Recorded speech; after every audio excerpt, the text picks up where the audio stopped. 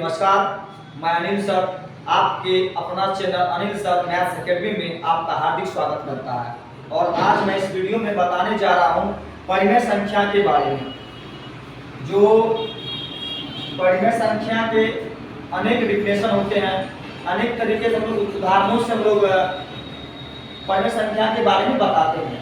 तो आज हम लोग पढ़ेंगे कि परिमेय संख्या क्या होता है, जो हम लोग आज पढ़ेंगे।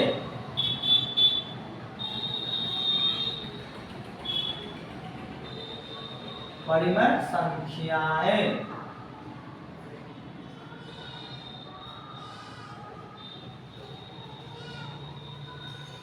इसका इंग्लिश नाम है rational number, RATIONAL, rational numbers, NUMBERS, rational numbers. ये रेशनल नंबर क्या होता है, ठीक है। तो सबसे पहले हम लोग एग्जाम्पल से समझते हैं कि परिमेय संख्या क्या होता है। किन किन रूपों में उदाहरण दिए रहेंगे और उसे हम लोग परिमेय संख्या के बारे में कैसे बताएंगे। जैसे मान लीजिए 7/5 -6/9 -3/√4 9/16 0 0 22/7 रूट में 16 रूट में 25 √7/√7 √16/9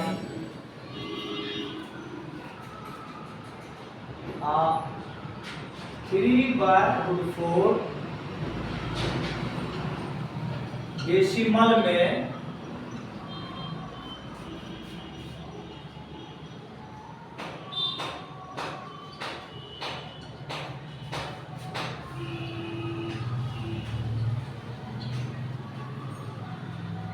86 और टाइप से डिफिनेशन उदाहरण दिए रहेंगे। अब इन उदाहरणों से हम लोग परिमेय संख्या के बारे में समझेंगे। ये आपका रेशनल नंबर क्या होता है।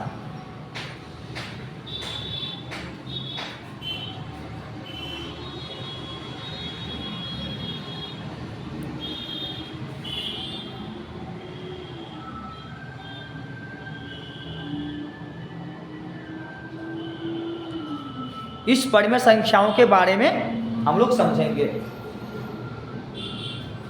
यानी सबसे पहले परिमेय संख्या का हम लोग परिभाषा इस प्रकार लिखेंगे।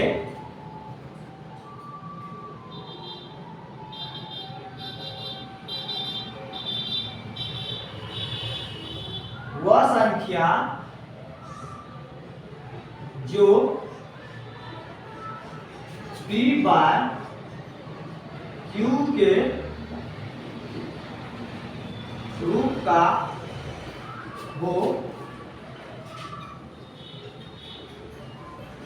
जहां P एवं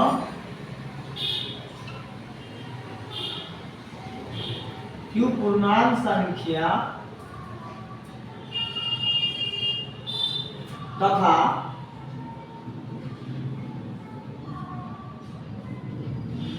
Q नॉट इक्वल टू 0 हो, तो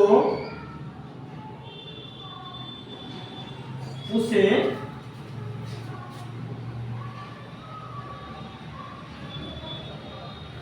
उस संख्या को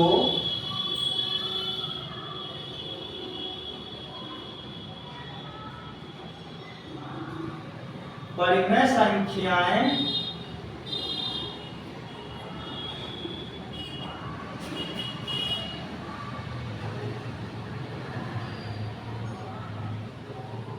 कहते हैं। परिमेय संख्याएं कहते हैं। इसे Q द्वारा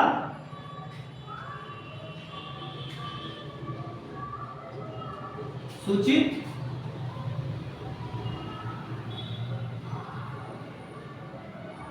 किया जाता है। अब आप लोग समझ गए होंगे कि परिमेय संख्या किसे कहते हैं। वह संख्या जो p/q के रूप का हो, जहां p एवं q पूर्णांक संख्या हो तथा q नॉट इक्वल टू 0 हो, तो उसे उस संख्या को परिमेय संख्या कहते हैं। इसे q द्वारा सूचित किया जाता है। इसे q द्वारा सूचित किया जाता है। या कोई बताएंगे कि वह संख्या जो भिन्न के रूप का हो, a/b का रूप का हो, x/y के रूप का हो, अंश/हर का रूप का हो ना, जिसका अंश और हर जो पूर्णांक संख्या हो और उनका हर 0 के बराबर नहीं हो, तो उसे उस संख्या को परिमेय संख्या कहते हैं, जिसे q द्वारा सूचित किया जाता है। अब रेशनल शब्द की उत्पत्ति जो हम लोग लिखेंगे,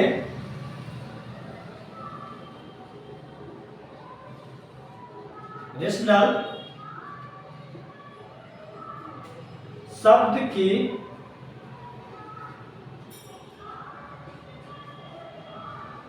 उत्पत्ति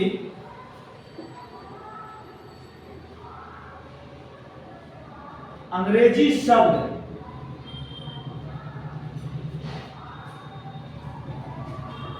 रेशियो से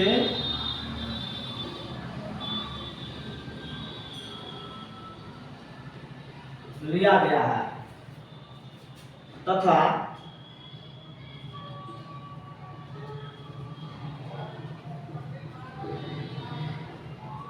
क्यूसेंट से क्यों लिया गया है।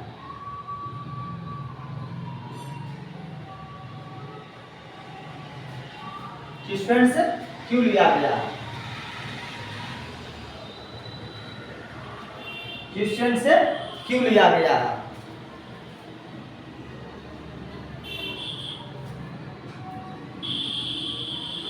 अब हम लोग समझेंगे कि ये 7/5 परिमेय कैसे है, क्योंकि 7/5 को हम लोग अंश बटे हर के रूप में लिख सकते हैं, यानी p/q के रूप में लिख लिए, और इनका ये p ये 7 जो है और 5 जो है पूर्णांक संख्या है। पूर्णांक या तो पॉजिटिव इंटीजर हो सकता है या नेगेटिव इंटीजर हो सकता है। तो ये धनात्मक पूर्णांक है, लेकिन अंश बटे हर के रूप में है, और 7 और 5 पूर्णांक संख्या है, और इनका हर जो है ये 5 जो है आपका 0 के बराबर नहीं है, यानी 0 हर नहीं है। -6/5 -6/9 ये भी आपका अंश बटे हर यानी p/q के रूप में है, और -6 और 9 पूर्णांक संख्या है, और इसका 9 जो है 0 के बराबर नहीं है, इसलिए -6/9 परिमेय संख्या है। अब बात आई कि यहाँ ऊपर में ऋणात्मक पूर्णांक है और नीचे में क्या है, ऋण में है। -3 तो -3 है, इनको p/q के रूप में तो हम लोग लिख लिए हैं। अब चर्चा करते हैं p और q पूर्णांक है या नहीं है। तो -3 तो पूर्णांक संख्या है और √4 पूर्णांक संख्या नहीं है, इसलिए लेकिन एक चीज देख रहे हैं कि 4 का जो वर्गमूल निकल सकता है, स्क्वायर रूट 4 का वर्गमूल आप लिख सकते हैं 2 लिख सकते हैं, तो -3/2 हो गया। अब -3/2 परिमेय है, तो 2 जो इनका वैल्यू है √4 का, इसलिए -3/√4 भी क्या है, परिमेय संख्या है। किसी भी परिमेय संख्या के नोमिनेटर में -16 माइनस नहीं होता है, यानी नेगेटिव नहीं होता है, उनको स्टैंडर्ड फॉर्म में लेने के लिए क्या करते हैं, -1 से गुना करते हैं, यानी 9/-16 को अंश में बस लाने के लिए -1 से गुना करके -9/16 कर लेते हैं। लेकिन थोड़ा सा क्वेश्चन को अलग करने के लिए 9/16 कर दिए हैं, लेकिन ये भी परिमेय संख्या है। अब बात आई 0 के बारे में, इसलिए जल्दी लोग भुला जाता है कि सोचा 0 सर लिखे, 0 नहीं होना चाहिए, लेकिन किसी भी संख्या के नीचे में कुछ नहीं है तो 1 है। क्या है, 1 है। और अब हम 0 और 1 इनको P लिख सकते हैं, इनको Q लिख सकते हैं, और ये P और Q दोनों पूर्णांक संख्या है। लेकिन हमने कहा है कि हर 0 के बराबर नहीं होना चाहिए, अंश 0 कोई फर्क नहीं पड़ने वाला है, इसलिए ये P बटे Q के रूप में है। अंश और हर इनका 0 एक पूर्णांक संख्या है, हर 0 के बराबर नहीं है, इसलिए 0 क्या है, परिमेय संख्या है। अब आप लोग लिखिए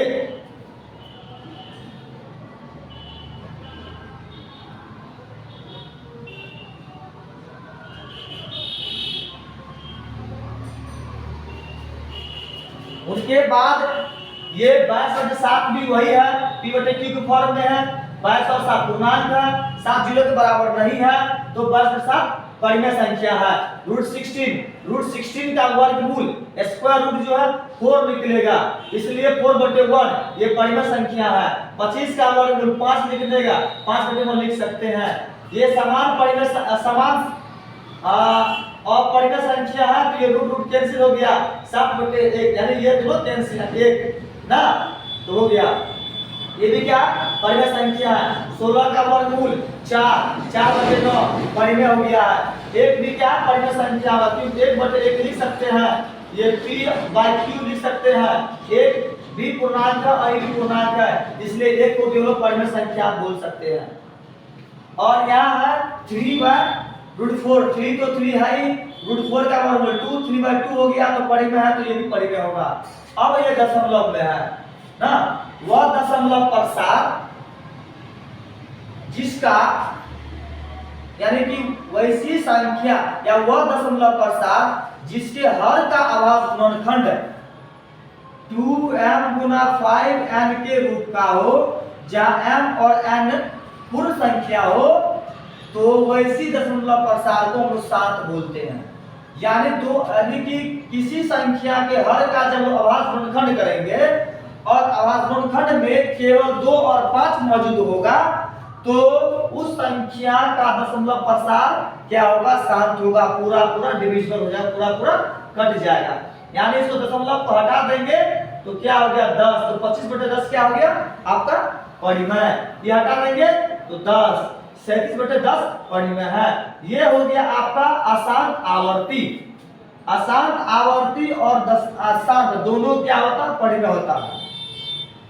ये हो गया आपका, इस भी आपका क्या हो गया, परिमेय है संख्या। दशमलव प्रसार के आधार पर हम लोग इसको इनको ये सभी को क्या बोलेंगे, परिमेय संख्या है। अब आप लोग समझ गए होंगे।